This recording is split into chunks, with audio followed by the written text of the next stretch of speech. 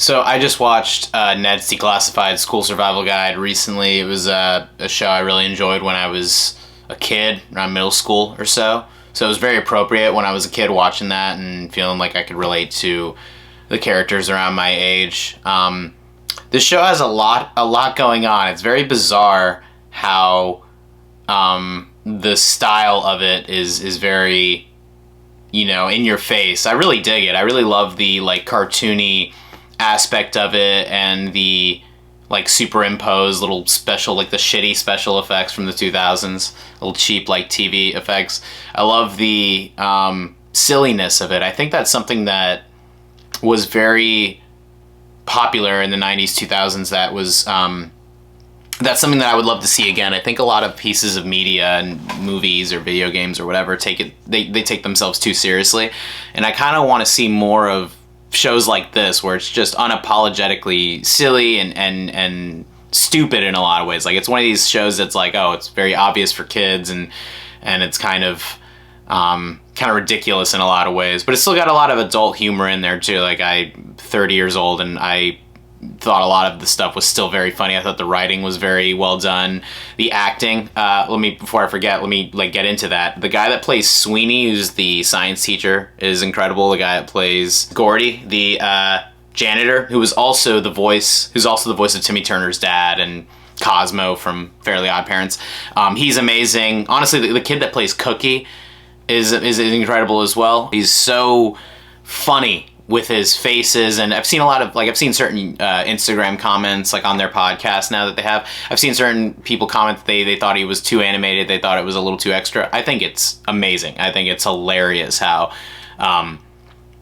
ridiculous he is and how over he's just scene stealer. He's the Kramer of the show. He's the kid. Daniel Curtis Lee is the Kramer of Ned's Declassified, and he's awesome. And then you got Devin Werkheiser, who plays Ned, and he's just very normal, and then when he has his moments of the character is very just kind of run-of-the-mill, just your average protagonist, but when he has his goofy moments, it's great. All three of them, including Lindsay Shaw as well. Lindsay, she's amazing in this, and all those three, it's amazing seeing that they still have a podcast or that they are still friends. I know a lot of people are fans of that because we love seeing these people that are best friends in any kind of story still remain friends in real life too. No different than the trio from Harry Potter, and it's awesome. Also, with Sopranos, how Robert Eiler and Jamie Lynn Siegler, who play Meadow and AJ in The Sopranos, they're still practically siblings, and it's cool seeing that. So yeah, the acting is incredible. It's nice and over the top in the best way. The interesting thing about this show is how it's got its own thing going for it. I really love when any piece of entertainment has its own, almost its own genre. It's as if Ned's Declassified kind of has its own place in Nickelodeon television history. That whole era was so nice, and how they weren't disregarding the fact, or they weren't denying the fact that they were making television for children. I think it's one of the most unique shows I've ever seen, and I love it. Don't get me started on the music. I think the theme song is amazing. I think the theme song for Ned's Declassified is a straight fucking banger, and the guys singing on that, the guitar work, every single time I played this, I don't think I ever really skipped the intro. I watched all 3 seasons recently. I never skipped the intro just because I liked it so much. The relatability of this show, I think, is one of its main strengths.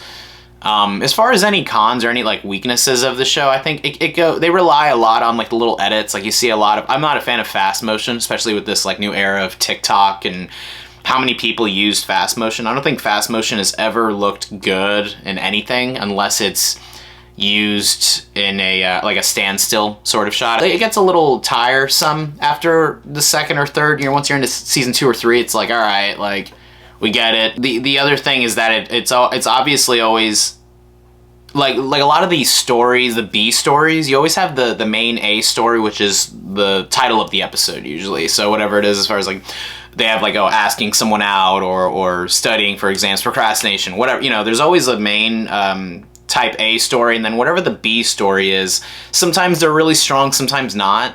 They definitely have some B stories or side stories and moments that are stronger than others. Sometimes it's a little like, who cares? That's how a lot of television is in general. A lot of TV is like, you can tell that they have a lot of fresh, new ideas in the first 2 seasons. Once like a show hits season 3 or 4, it's either at its peak and it's amazing, or it's losing steam. That's just what I've noticed being a fan of television for all these years. So the show definitely gets a little repetitive. It gets a little just so much of the same thing, obviously. So not that there's anything wrong with that. It's one of those shows where I'd rather that than them try to go outside of what they're good at or what they're used to.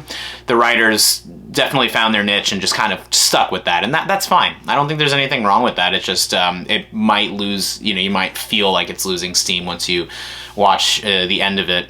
And I think just like anything else, just like with the Wonder Years or Harry Potter or anything, it just changes as they get older. Like Devin Werkheiser's voice literally drops in the 2nd or 3rd season theme song. The themes are different. Like the themes of like, once they start dating people and whatever, it's like anything with preteen characters or young characters, the lovey-dovey, like who's crushing on who stuff is in every single thing I've ever seen. I don't think I've ever seen something like written for kids where they don't have some sort of like people crushing on each other. And I don't mind that. I think Ned's Declassified actually did it very well in how it was presented authentically, and it wasn't just thrown in there. You had a lot of like little, so as far as spoiler alert, if you haven't seen the show, Mose and Ned get together in the end, and it's this whole like, they've been best friends for so long. And I've seen that in so many TV shows as a kid. The few that come to mind are Kim Possible, Even Stevens, Boy Meets World, Lizzie McGuire. Just That's So Raven. They did that in that as well. It's always the same thing. They did in Harry Potter. I'm not crazy about that, but I think if it's done well, it can be interesting, or it can add something. I think they always throw it in there it feels like they always throw in characters that are best friends getting together as we don't have anything else to say, or we don't have anything else to bring up with these characters. That's what bugs me, is it always, a lot of the times, feels like they're doing it just because, and it doesn't actually feel needed. It doesn't feel necessary, and that's the only thing that bugs me with that is just it's such a worn out cliche, but if you do it well, it can be good still. That's all I'm saying. Like it just depends. I think Ned's Declassified does it well because they give us little like seeds of it. They like plant all these little things throughout the series. I think in the first season there's a whole episode where like Ned says something like, I like Mose, but he's talking about her name, so then everyone thinks he actually likes Mose, and then they like pretend to get together and then pretend to break up. So because they had these little bits of that throughout the series, it didn't feel so sudden. I think in shows like I didn't even really finish That's So Raven. I think I only saw previews for that as a kid. But certain things like that or whatever, they kind of throw it in just because. You can tell that they're throwing it in. I'm pretty sure it happens in Kim Possible as well. I remember that there's like a whole movie that ends the series, and I don't think I watched it, or, I might have watched it as a kid, and then 20 years later, I'm not gonna remember that shit. But, I think that stuff's very, I thought they did that very well in that. I think the characters were fleshed out enough, and it made sense for all of that. I think what I like about the show and the writing is that the core characters are there throughout the whole time. There are these characters that are there for the first season and they're just kind of gone at some point. But the core characters with the students and Gordy and Mr. Sweeney and all the certain teachers, it's cool how they kept those, and they kept like their relationships and how far they've dug into those characters. They kept that consistent, which is very important to me. It's like, I love how this show handles those archetypes and actually like followed through with them. You got like the typical, the nerds and the jocks and the bullies and the average kids. You see a lot of these cliches constantly in everything since, and in any of coming of age high school fucking movie or show, you're gonna see these archetypes However, the way that they did it in Ned's was they dug their heels into it and committed to it full force, which I really appreciate. I appreciate when, you know, if you're gonna do something or commit to a specific type of character, just keep them that way. I think Seinfeld works very well for that because the characters don't change. It's Always Sunny in Philadelphia works because the characters don't change. That's an extremely important thing when writing for television to me. So I do appreciate that they did that. I don't want this to drag on for so long, so I'll just last few thoughts. What I found very interesting, and what you see in a lot of older movies and TV, is the blooper reel. They have a blooper reel at the end of every single episode. Well, it gets a little, again, a little repetitive, where it's just most of the little bloopers are just people messing up on their lines, going blah blah blah blah blah. I messed up my line, and that's like pretty much half of every single credit sequence of Ned's Declassified for the whole thing, but that's no big deal. Like, there are some funny moments, and moments, and there's like a blooper where Coconut Head's wig falls off, and that was pretty funny. Overall, I think this show is fucking great. It's one of those shows that its style completely won me over. The style of Ned's Declassified is so gone, like that silly comic book, like graphic novel style, like just you know, absurd aspect of it is really wonderful, and I kind of miss that in a lot of things in TV or movies or whatever. I miss silliness, and I want that to come back. I want like goofy, silly ass bullshit to make a comeback, because there's such a lack of that now. I think everything is just way too serious. Everything is trying to be the next like Sopranos, Breaking Bad, like epic, most important cultural influence of all time, and it's like, not everything has to be that. Not everything has to be this giant, you know, groundbreaking piece of media or art or whatever. There's such a perfect place for things that are that have zero serious energy, that it doesn't take itself seriously at all. I think that's so.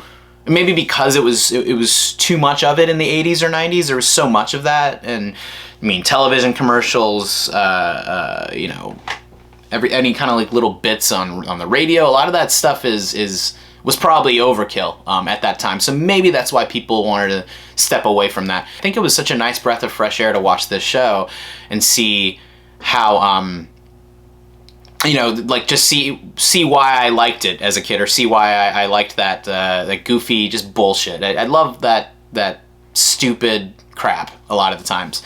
So yeah, I think if you have Paramount Plus, I highly recommend watching this show again. Or if you were a fan of it when you were a kid like me, I 100% recommend checking it out. Just not even for nostalgia, but just for the writing in it, and the you know, swift nature of how the show is presented. It's just so quick and fun. I think what I will say more than anything is the show just feels fun to watch. You could tell that the cast probably had a lot of fun, and that the crew had a lot of fun making it.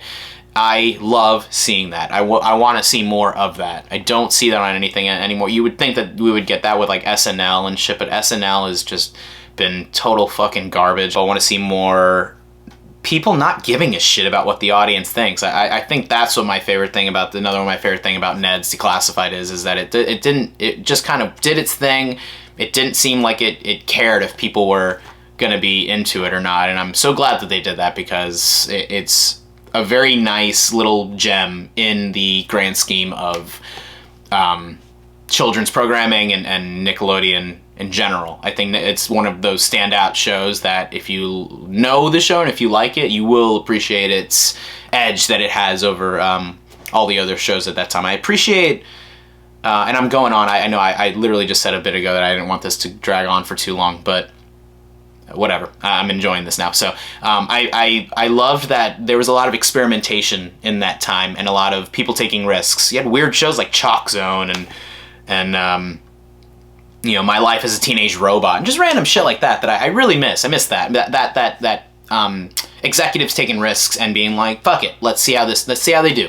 That's how we get Invader Zim. That's how we get Hey Arnold and classics like that, when they're just let them do their fucking thing, you know? And now it feels like executives, besides HBO, which, thank you HBO for sticking to your guns and how you let people do their shows and how they run their shows.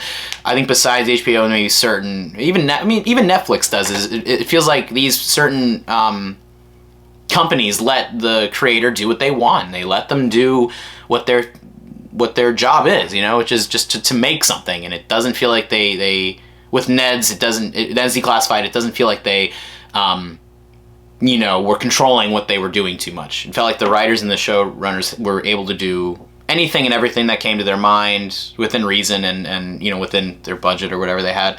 And I love that. I love when people can just kind of take the reins on their own project and go. Just let them go. Let it snowball and let it ride, And I want to see more of that. I miss when TV shows weren't pandering and media wasn't pandering so much to the audience, because it feels like that's what it is now. It feels like it's all pandering and all like, oh, let's do this because people will like this. Will people like this? Oh, I hope people like this. I hope we make more money and that this is a thing.